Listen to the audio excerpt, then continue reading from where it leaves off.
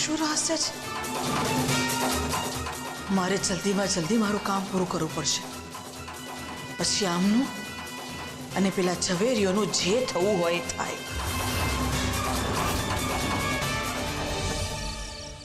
હવે શું કરીશું સરગમ? જો નથી મને જ્યારે જ્યારે આપણી સફળતાનો પ્રકાશ થોડીક જ દૂર દેખાય છે ત્યારે ત્યારે જ આ નિષ્ફળતાનો પવન આવીને એને ઉલવી નાખે છે. એટલે હવે છેલ્લી આશા પણ પૂરી નહીં થાય. જો ને આપણને પુરાવાઓ તો મળી ગયા વસુંધરા આંટી વિશે, પણ હવે જે દુનિયામાં જ નથી એને સાબિત કેવી રીતે કરીશું? આ બધું બહુ અઘરું થઈ જવાનું છે. આપણા જીવનમાં અઘરું થવાનો અધ્યાય ક્યારે પૂરો થશે ને સમજાતું જ નથી.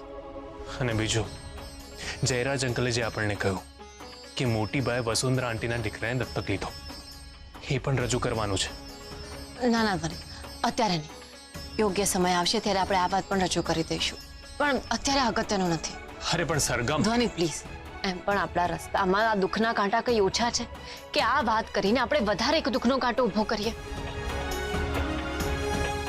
ઠીક છે, જેમ તું કેમ.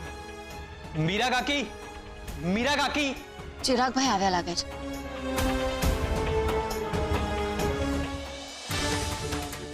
મમ્મીજી, મને બહુ ચિંતા થઈ રહી છે. શેની? આ મોટીભાઈ જે ચિંકીની વાત કરી એ મને તો કંઈક ગડબડ લાગે છે. એક બાજુ મોટીબા બધું ભૂલી જાય છે અને એક બાજુ મોટીબાને બધું યાદ આવી રહ્યું છે. અરે જે કે, પણ આપણે આપણું ટાર્ગેટ નથી ભૂલવાનું. એ તો કંઈ પણ ભૂલી જાય છે ને પછી કંઈ પણ બોલી જાય છે. હા મમ્મીજી, પણ કંઈ પણ બોલવા પાછળ કંઈક તો કારણ હશે ને. તું બહુ નહીં વિચાર, આમાં વિચારવા જેવું કંઈ જ નથી. વાત સાચી છે, પણ જે સિદ્ધાંતોથી આપણે કામ શરૂ કર્યું છે એ હવે આપણે પૂરું કરવું જ રહ્યું, અને એ જ આપણો ધ્યેય છે. આવા પથ્થર તો રસ્તામાં આવે પણ આપણે એને પગ નીચે મસળીને આગળ વધવાનું છે. જી મમ્મીજી. અને પેલા લોકો ઘરમાં ક્યારેય પાછા ના આવે એ જોવાનું છે. બરાબર? બરાબર છે મમ્મીજી. ચાલ હું જાઉં. આજે આ પેપર્સમાં સહી થઈ જાય એટલે આપણું અડધું કામ પૂરું. હા મમ્મીજી.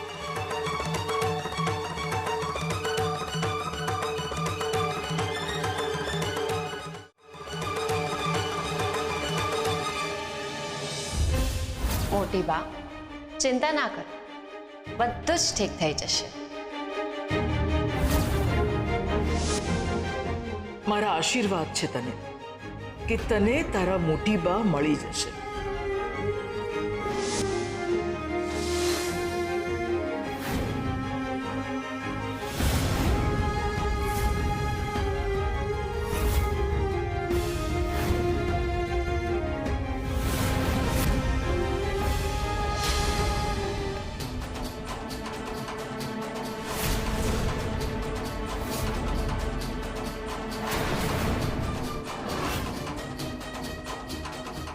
શું થયું મમ્મીજી? કોઈ સપનું જોયું? ના ના, કઈ નહીં, કઈ. તો પછી તમે આમ ઝબકીને કેમ જાગી ગયા?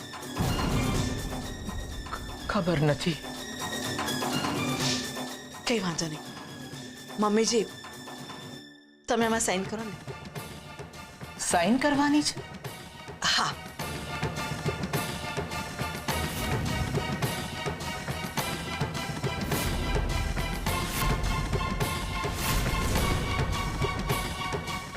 કઈ ખાસ નથી, આપણે એક પ્રોપર્ટી ખરીદી રહ્યા છે ને એટલે. પ્રોપર્ટી? હા, પ્રોપર્ટી તમારા નામે લઈ રહ્યા છીએ ને એટલે. સાઈન કરો ને.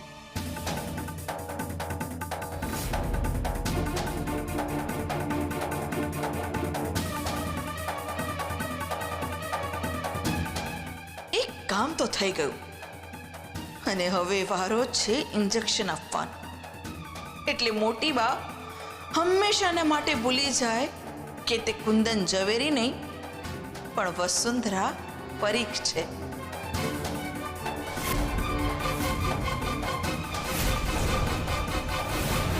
શું થયું મમ્મીજી?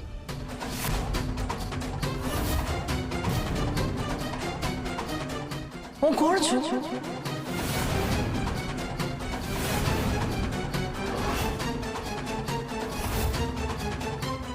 મમ્મીજી, તમે વસુંધરા પરીખ છો, ભૂલી ગયા?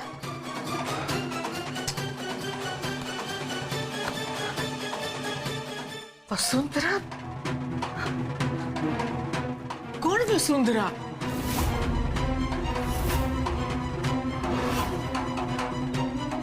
મમ્મીજી, તમે તો સાવ ભૂલી ગયા. તમે વસુંધરા પરીખ છો અને હું તમારી વહુ અનસુયા. તમારી પૌત્ર છે અયાન અને એની પત્નીનું નામ રૂપ છે, જે તમારી પુત્ર વધુ છે. અને આપણું ઘર છે વસુંધરા નિવાસ.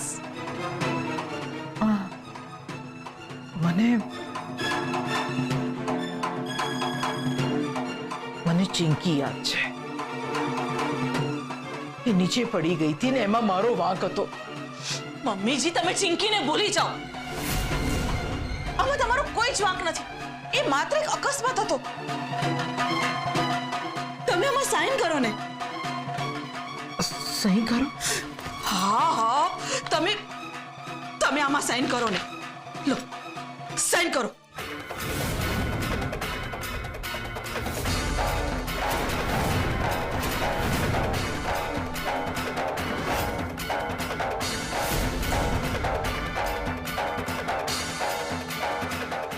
સહી યાદ નથી આવતી.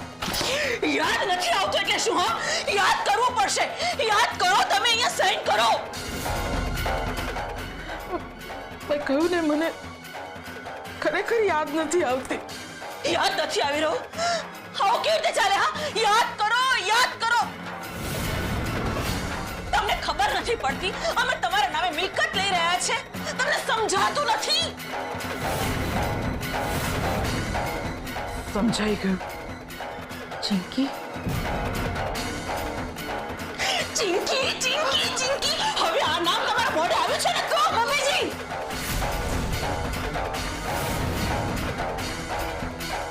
હા, શું કરી રહ્યા છો તમે? તો હું શું કરું? આ સાઈન નથી કરી રહ્યા.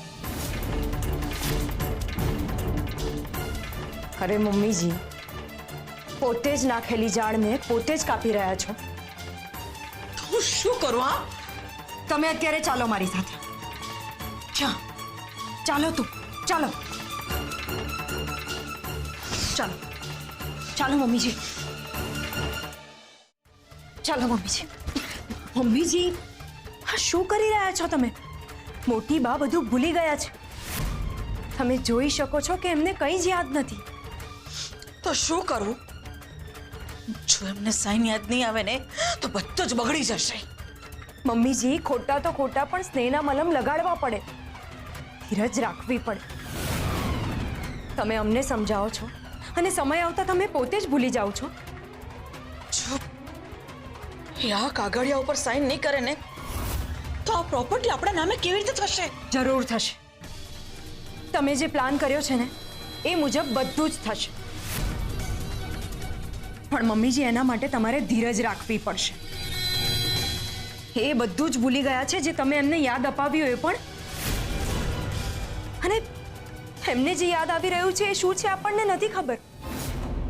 વાત સામાન્ય લાગી રહી છે પણ ગંભીર બનતી જાય છે. એટલે હવે આપણે સાવચેત રહેવું પડશે. જ્યાં સુધી આ કાગળિયા ઉપર મોટી બાની સાઈન નહીં જોઉં ને ત્યાં સુધી શાંતિ નહીં મળે. તમે શાંત થઈ જાઓ. તમે અત્યારે ચાલો મારી સાથે. પછી આપણે વિચારીશું કે આપણે આમાં શું કરી શકીએ. ચાલો. મારી સાથે અત્યારે શું થઈ રહ્યું છે? હું ખરેખર વસુંધરા પરીખ છું? નહીં તો પછી અત્યારે જે મને દેખાયું એ શું હતું? મીરા કાકી, મીરા કાકી, મીરા કાકી.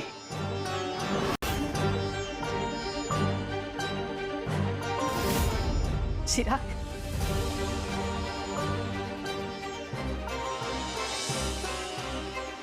ચિરાગભાઈ, શું થયું? તમે કેમ આટલા ખુશ છો?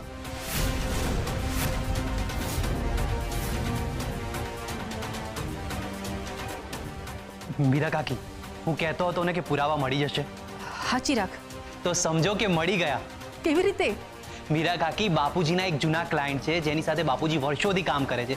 એમની પાસે એમના આલ્બમમાં મોટી બા અને આપણા બધાના ફોટોગ્રાફ્સ છે. શું વાત કરો છો? મીરા કાકી, હવે ચિંતા કરવાની કોઈ જ જરૂર નથી. આપણે લોકો સાબિત કરી શકીશું કે આપણે લોકો ઝવેરીઓ છીએ. અને એ લોકો મને આલ્બમ આપવાના જ છે. પછી દૂધનું દૂધ અને પાણીનું પાણી થઈ જશે. ચાલો ચિરાગભાઈ, આપણે જઈને લઈને આવીએ. તારે મારી સાથે આવવાની કોઈ જરૂર નથી. ચિરાગભાઈ, તમે કેમ આવું વર્તન કરી રહ્યા છો? વનિત તો ખાલી તમારી સાથે રહેવા માંગે છે. એ તો જ્યારે રહેવાનું હતું ત્યારે રહેવાનું હતું. ચિરાગ, તું ખોટું સમજે છે બેટા. મીરા કાકી, હું તમને પગે લાગુ, હાથ જોડું છું. હું ઓલરેડી ટેન્શનમાં છું. આ લોકોનો પક્ષ લઈને તમે કોઈ નવી વાત નહીં ઊભી કરતા, પ્લીઝ. આ લોકો? તમે અમને આ લોકો કહ્યું એટલે અમે તમારા કઈ નથી લાગતા? આ પ્રશ્ન તમે લોકો મને નહીં પણ તમારી જાતને પૂછો. તમે લોકો એ લોકોનો સાથ આપ્યો જે લોકોએ આપણા ઘરને ઘર નથી રહેવા દીધું, અને એ લોકો આવું એટલા માટે કરી શક્યા કેમ કે તમે બંને જણા એ લોકોનો સપોર્ટ કર્યો. ચિરાગભાઈ, તમે કેટલાય દિવસથી એકની એક વાત પકડીને રાખી છે. એ તો જે દાજે ને એને ખબર પડે. ધ્વનિત, અરે તમે બંને જણા શું કરી રહ્યા છો? જેમ એક તાતણાથી કોઈને ના બાંધી શકાય, પણ અનેક તાતણાઓ ભેગા થઈને એક રસ્તી બને છે, અને એક રસ્તીથી કોઈને પણ બાંધી શકાય છે. એવી જ રીતે જો આપણે બધા એક થઈને રહીશું ને તો કોઈ પણ જંગ સામે લડી શકીશું. એટલે પ્લીઝ તમે બંને જણા શાંત થઈ જાઓ. ધ્વનિત, ચિરાગ, તમે બંને જણા એક લોહી છો અને તમે બંને જણા એકબીજા સાથે ઝઘડો છો. આ સમય છે ઝઘડો કરવાનો.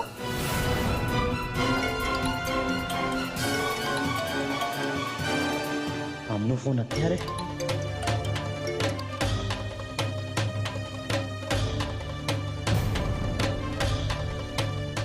મીરા આંટીની વાત સાચી છે. મારે જ કંઈક કરવું પડશે. ખરેખર આ સમય છે બધાને પાછા લાવવાનો, નહીં કે જે છે એમને પણ ગુમાવી દેવાનો.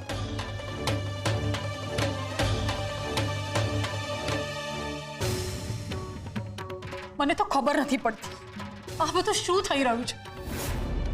જો ને, પરી ક્યારની સૂતી છે અને મને ક્યારનો હાથ દુખી રહ્યો છે. લાવો હું તમને હાથ ઉપર માલિશ કરી આપું. ના સરગમ, પહેલા તું મને એ કે તમે વસુંધરાબેનને શોધવા ગયા હતા ને, એમનો કોઈ પત્તો મળ્યો? શું કહું મીરા આંટીને કે વસુંધરા આંટીનો પત્તો તો મળી ગયો, પણ હવે એ દુનિયામાં જ નથી. હા, મોટી બહેનું મારે શું કરવું? દિવસે ને દિવસે મારું ટેન્શન વધતું જાય છે. મારી હાલત ઝવેરીઓ જેવી થઈ ગઈ છે. નથી હું આ બાજુ નહીં રહી કે નથી હું આ બાજુ નહીં રહી. મારું ધાર્યું કામ પણ આગળ નથી વધી શકતું. પણ હું હાર નહીં માનું. મારી પાથરેલી બાજી હું જીતીને જ રહીશ. પછી અને એના માટે ભલે ને મારે ગમે તે કરવું પડે.